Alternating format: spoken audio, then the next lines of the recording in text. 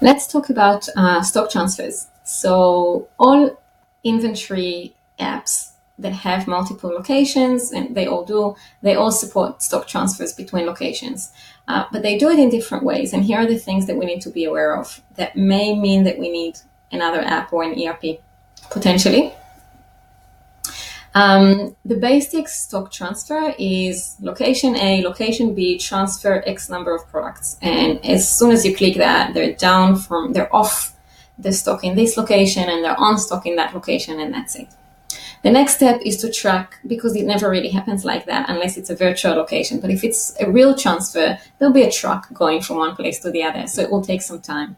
So the more advanced scenario is the stock gets requested by a branch from another branch. It then gets picked, packed, and shipped.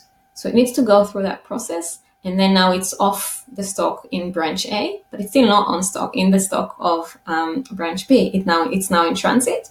And when it's received into the stock of branch B. So it's received, it gets counted, just like any stock receiving into the system when we get it from a supplier.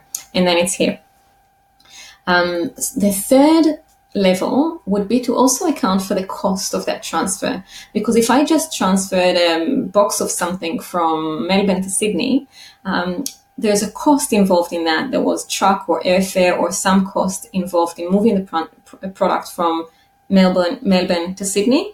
And when that product landed in Sydney, now the landed cost of this product is a bit higher. So some systems will let you account for that. And that will mean that the margin on the sale of this particular product in Sydney will be smaller than the margin of the same product that we sold in Melbourne without doing that transfer. So it's important to look into the system we're going to use if it's important for us to track that value.